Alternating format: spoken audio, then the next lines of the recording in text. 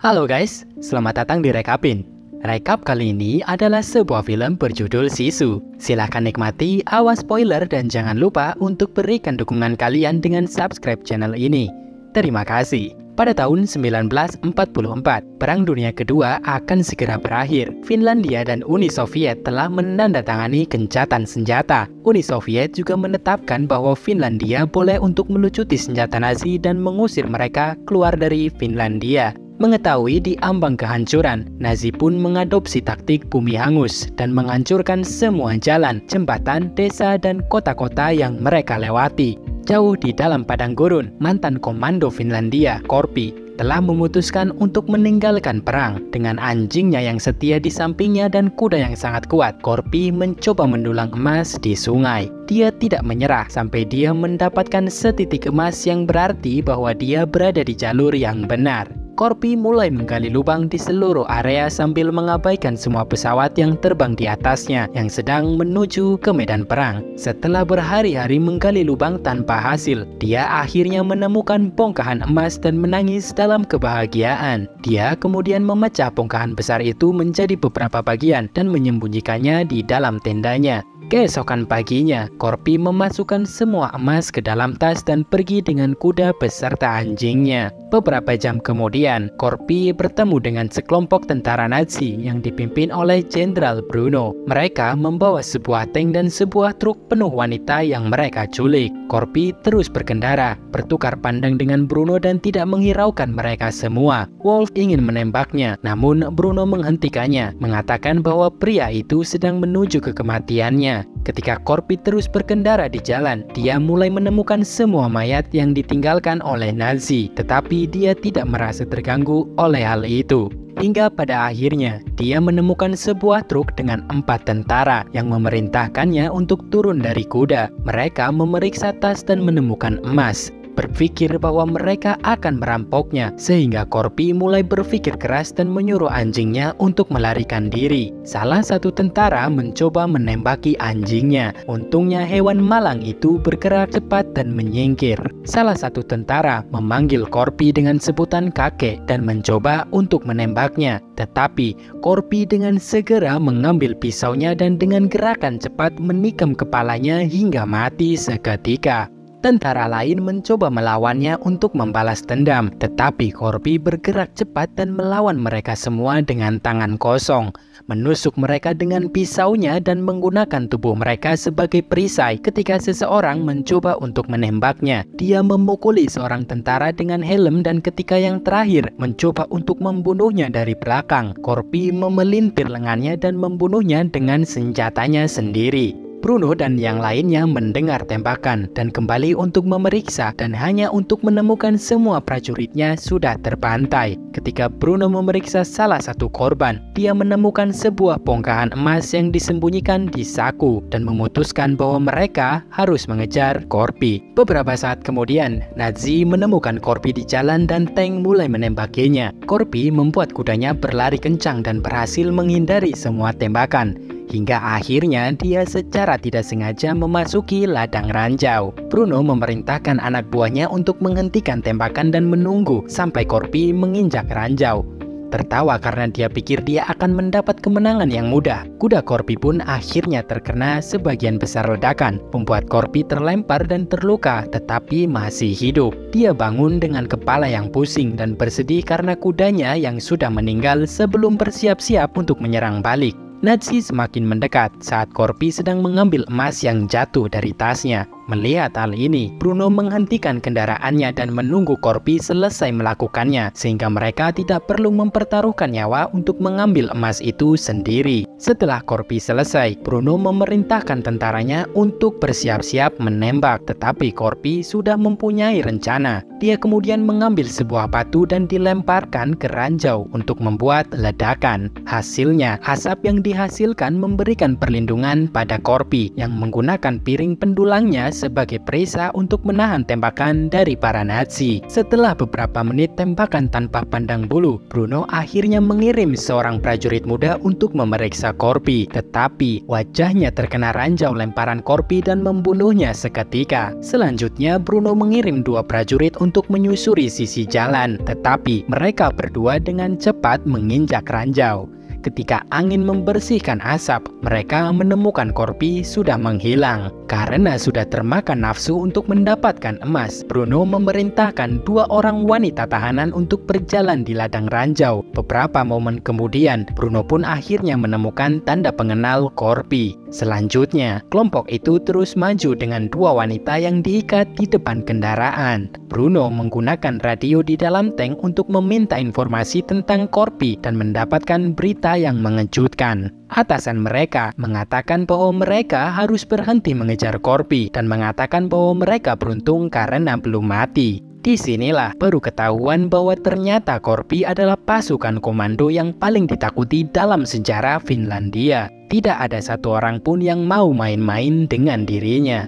Dia bertempur dalam perang musim dingin dan kehilangan rumah beserta keluarganya oleh tentara Soviet, sehingga ia menjadi seorang prajurit yang dipenuhi dengan amarah dan dendam yang tidak akan mengambil perintah dari siapapun. Orang-orang Finlandia sendiri menyerah untuk mencoba mendisiplinkan atau mengendalikannya. Dia benar-benar sudah menjadi mesin pembunuh. Bahkan ada beberapa laporan mengatakan bahwa dia telah membunuh lebih dari 300 tentara Soviet hingga akhirnya mendapat sebuah julukan sebagai Koschei yang berarti tidak bisa mati. Namun, cerita ini tidak membuat Bruno takut.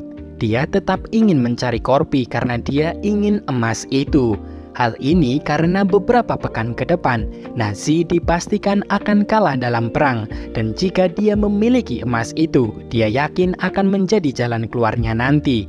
Di sisi lain, Corpi terus berjalan hingga ia menemukan sebuah truk yang terbakar dengan mayat di dalamnya. Dia menggunakan truk itu sebagai tempat berlindung. Dia berbaring di belakangnya dan mulai merawat luka-lukanya, mengeluarkan peluru dengan pisaunya dan menutup lubang-lubangnya dengan tanah. Di saat sedang bersembunyi, tiba-tiba saja anjingnya muncul, dan akhirnya Corpi pun tertidur. Hingga akhirnya beberapa jam kemudian dia terbangun ketika dia mendengar suara berisik. Nazi sudah tiba dan mereka juga sudah menurunkan anjing pelacak. Menyadari hal ini, Corpi segera bersembunyi di bawah truk yang terbakar itu dan melihat para Nazi lewat. Menyadari bahwa anjing pelacak itu akan mengincarnya, dia pun menunggu hingga truk terakhir melintas dan berguling di bawahnya. Dia segera bergelantungan di bawah truk itu agar dia bisa ikut terbawa.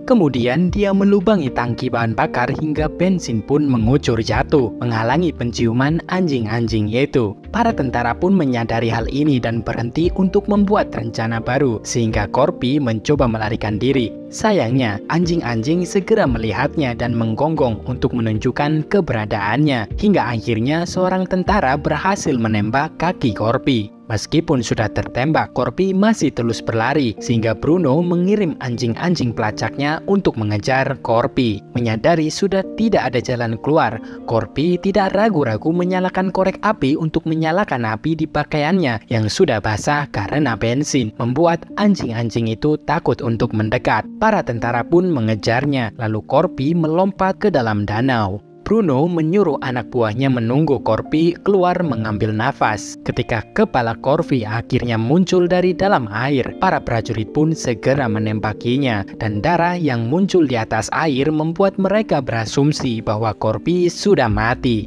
Selanjutnya, 3 tentara naik ke perahu dan mencapai ke tengah danau. Namun, begitu seorang prajurit melompat ke dalam air, Corpi mengejutkannya dari belakang dan membunuhnya seketika. Bruno kemudian mengirim prajurit kedua ke dalam air, tetapi sekali lagi hanya darah yang muncul ke permukaan. Prajurit ketiga pun harus masuk ke dalam danau itu, tetapi dia sangat ketakutan dan mulai pergi dengan perahunya. Karena ini dianggap sebagai pengkhianatan, Wolf pun menembaknya. Hal ini memberi Corpi kesempatan untuk mencuri mayatnya dan menggunakannya sebagai perlindungan saat dia melarikan diri, sehingga tembakan prajurit itu tidak mengenai dirinya. Setelah itu, pada saat bersamaan, anjing Corby pun muncul dan bersedih karena tidak bisa menyeberangi air danau untuk mengikuti tuannya. Tetapi Bruno melihat ini adalah sebuah kesempatan. Setelah berjam-jam berjalan, Corby akhirnya berhasil mencapai kota terdekat. Namun, dia sangat terpukul saat menemukan kota itu terbakar habis. Terlalu lelah untuk terus berjalan, dia memutuskan untuk beristirahat di dalam pom bensin yang hancur dan mencoba untuk tidur sambil menahan rasa sakit di kakinya. Sayangnya, baru beberapa detik terlelap, dia langsung terbangun oleh suara gonggongan anjing. Corby keluar dan kaget ketika bertemu kembali dengan anjingnya. Dia berlari untuk menyambutnya hanya untuk menemukan bahwa ada sebuah tongkat dinamit yang menyala di anjingnya. Corby pun segera mengambil dinamit itu dan melemparkannya. Akan tetapi, dinamit itu keburu meledak dan Corby pun terlempar oleh ledakannya. Kemudian, dia ditekati oleh Bruno, Wolf, dan Schütze yang membawa tali untuk mengikatnya di sebuah tiang plank. Karena masih dalam efek ledakan, Corby tidak bisa untuk melawan mereka dan pasrah begitu saja saat dirinya digantung. Untuk menghormati lawannya yang begitu hebat, Schütze pun memberi respek dengan mengangkat topinya, yang mana hal ini diikuti oleh Bruno dan Wolf. Sebelum mereka pergi dengan tas penuh emas, Bruno meninggalkan sebuah potongan emas di saku Corby dan berucap terima kasih untuk masalah yang telah Corby timbulkan. Setelah keadaan dirasa aman, Corby yang bertarung dengan waktu mencoba untuk menancapkan luka di kakinya pada paku yang ada di tiang itu agar tubuhnya tetap tegak dan membuatnya tetap tersadar sepanjang malam. Di pagi hari, sebuah pesawat mendarat di sebelah bangunan itu dan guncangan yang ditimbulkannya membuat tiang itu bengkok dan menjatuhkan Corby ke tanah. Dua pilot keluar mencari bahan bakar dan salah satu dari mereka menemukan Corby dan anjingnya yang tidak mau berhenti menggonggong. Pilot kedua menyuruh untuk menembak mereka berdua, tetapi ketika pria itu ragu-ragu, Corby menendang kakinya dan pria itu jatuh dan langsung meninggal saat kepalanya patah terbentur puing-puing. Anjing itu tidak mau berhenti menggonggong, jadi pilot pertama datang untuk memeriksanya, memberi Corby kesempatan untuk mengejutkannya dari belakang dan memukulnya dengan batu bata. Corby berpikir sudah tidak ada harapan yang tersisa untuknya dan mengubur bongkahan emas yang diberikan oleh Bruno. Akan tetapi, pada saat bersamaan, pilot kedua mulai menggeliat, menandakan bahwa dia masih hidup. Menyadari bahwa sang pilot bisa berguna dengan pesawat itu, Corby mengambil kembali bongkahan emas untuk membuat rencana. Dia menyiapkan dirinya terlebih dahulu bersamaan dengan sang pilot yang menyaksikan penuh dengan kengerian saat Corby mulai mengeluarkan semua peluru dan potongan logam dari luka-lukanya. Tak hanya itu, ia kemudian juga membakar lukanya itu dengan api dan menjahitnya dengan kawat sebelum membersihkannya dengan bensin. Setelah semuanya siap, ia dan pilot kemudian pergi dengan pesawat, meninggalkan anjingnya. Beberapa waktu kemudian, pasukan Nazi harus menghentikan perjalanan mereka ketika mereka menemukan sebuah pesawat yang jatuh dan menghalangi jalan. Wolf dan Schütze mendekati pesawat tersebut dan menemukan pilotnya tewas di dalam. Namun yang paling mengejutkan, Wolf sadar akan tali yang dia gunakan untuk menjerat Corby. Menyadari bahwa ini mungkin adalah sebuah jebakan, Bruno akhirnya memahami betapa menakutkannya Corby dan memerintahkan anak buahnya untuk segera pergi. Lalu adegan berpindah pada dua orang tentara yang ada di dalam truk bersama para wanita yang diculik. Aino, salah satu tawanan, tertawa ketika dia mendengar mereka berbicara tentang apa yang sedang terjadi. Dia menjelaskan bahwa mereka tidak akan bisa lari dan akan bernasib seperti para tentara Soviet. Dia juga memberitahu bahwa Corby memang tidak benar-benar abadi, tapi hanyalah seseorang yang menolak untuk mati. Dalam bahasa Finlandia, mereka menyebutnya sisu, yang berarti adalah bentuk keberanian yang tak terkalahkan dan tekad yang tak terbayangkan besarnya. Corby tidak akan menyerah dan Aino yakin semua Nazi akan mati olehnya. Tiba-tiba, salah satu tentara tewas, dan ketika tentara satunya lagi melihat keluar, dia justru diseret keluar dari truk dan jatuh ke tanah, di mana ia ditabrak dan dilindas oleh tank yang ada di belakangnya. Melihat hal ini, Aino mencoba mengambil senjata dari tentara yang tewas itu. Tetapi pada saat bersamaan, Corby masuk ke dalam truk dan juga sedang berusaha mengambil senjata itu. Ketika dia menyadari bahwa mereka adalah korban yang tidak bersalah, Corby membiarkan Aino menyimpannya. Selanjutnya, Corby naik ke atas truk dan membunuh sopir dengan menikamnya melalui atap truk tersebut. Kemudian dia menarik tubuh supir itu keluar sehingga Aino dapat mengambil alih kemudi. Aino kemudian melambatkan truknya agar moncong tank bisa masuk ke dalam bagian belakang truk dan Corby bisa melompat ke tank tersebut. Ketika orang-orang di dalam tank mulai curiga, gadis-gadis itu menggunakan mayat tentara sebagai boneka untuk membuat keadaan terlihat seperti semuanya baik-baik saja. Setelah itu, Aino kembali mengemudikan truk itu lebih cepat ke sebelah truk lain yang mengangkut sebagian besar tentara Nazi. Dan disinilah para wanita itu segera melepaskan tembakan untuk membunuh mereka semua. Di saat truk jatuh dari jalan, orang-orang di dalam tank akhirnya menyadari bahwa keadaan sudah bahaya dan mulai berjalan lebih cepat. Corby masih berada di atas dan mulai memukul pintu masuk tank tersebut. Tank itu pun akhirnya mendadak berhenti, membuat Corby terjatuh. Wolf pun keluar untuk menembakinya, tetapi Corby dengan cepat memanjat kembali ke atas tank dan mulai bertarung dengan Wolf. Keduanya jatuh ke tanah dan tank pun tetap melaju, menyisakan Bruno dan Schulze. Corby memukuli Wolf beberapa kali, tapi sebelum dia bisa membunuhnya, dua tentara tiba-tiba datang dengan sepeda motor. Akan tetapi, begitu mereka melihat Corby, mereka sangat ketakutan dan langsung melarikan diri. Corby pun akhirnya menggunakan motor tersebut untuk mengejar Bruno. Di saat bersamaan, Wolf yang mengira dia sudah aman harus pasrah saat dirinya bertemu dengan para wanita bersenjata yang siap untuk balas dendam kepadanya. Akhirnya, tank tersebut berhenti untuk bertemu dengan seorang pilot. Dan di sini, dengan santainya, Bruno tiba-tiba menembak Schulze dan melarikan diri bersama dengan pilot. Di saat mengira dirinya sudah aman dan siap untuk terbang, tiba-tiba Corby muncul dengan motornya dan langsung melepaskan tembakan. Dia hanya berhasil memecahkan jendela pesawat itu sebelum lepas landas. Hal ini membuat dirinya semakin mempercepat laju motornya. Dan tepat saat dia berada di bawahnya, dia pun langsung saja menancapkan paculnya di pesawat itu.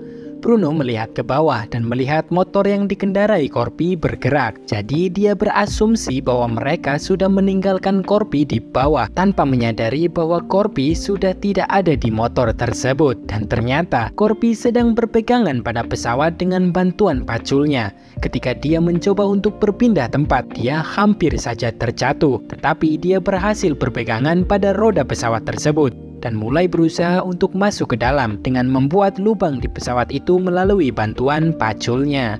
Bruno kemudian mendengar suara berisik dan pilot mencoba untuk menenangkannya dengan mengatakan bahwa suara berisik itu sudah hal yang wajar terjadi pada pesawat yang sudah tua. Tapi Bruno bersikeras dan mencoba untuk memeriksanya, dan begitu Bruno membuka pintu, Corby langsung menghampirinya dan pertarungan pun dimulai. Meskipun Corby lebih terampil, akan tetapi dia sedang terluka parah dan itu membuat Bruno mudah untuk mengalahkannya. Akan tetapi Bruno merasa frustasi karena Corby tidak mau menyerah. Dia pun menggunakan besi sabuk statis untuk memukuli Corby lebih keras. Ketika dia mencoba untuk memukul lebih cepat dengan ujung besi dari tali tersebut, Corby dengan cerdiknya menangkap besi itu dengan tangannya dan mengkaitkannya ke pengait bom sambil melepaskan bom tersebut. Akibatnya, Bruno pun jatuh bersama bom yang langsung meledak begitu mendarat di tanah. Corby ingin beristirahat, tapi tiba-tiba pesawat mulai menukik tajam dan di sini ternyata sang pilot sudah tewas terkena peluru tembakan Corby sebelumnya. Putus asa untuk bertahan hidup, Corby mengambil tasnya yang penuh emas itu dan memeluknya dengan sangat keras sebelum akhirnya pesawat itu menabrak rawa-rawa.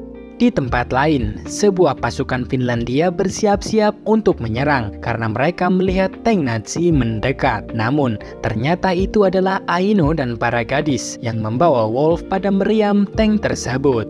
kembali ke rawa-rawa. Corby ternyata selamat dari tabrakan dan berusaha untuk memanjat keluar dengan bantuan paculnya. Adegan pun berganti ke beberapa hari kemudian. Corby sedang berada di tengah kota Helsinki menggunakan motor Nazi ditemani oleh anjingnya. Dia memasuki sebuah bank, di mana semua orang terkaget-kaget akan kehadirannya. Dia kemudian membuka tasnya dan menjatuhkan semua emas di dalamnya, meminta untuk emas tersebut ditukar dengan uang kertas agar tidak terlalu berat untuk dia bawa. Dan disinilah film pun berakhir. Terima kasih sudah menonton video ini. Jika kamu menikmatinya, silahkan tinggalkan komentar dan subscribe untuk rekap film setiap hari. Sampai jumpa dan sehat selalu.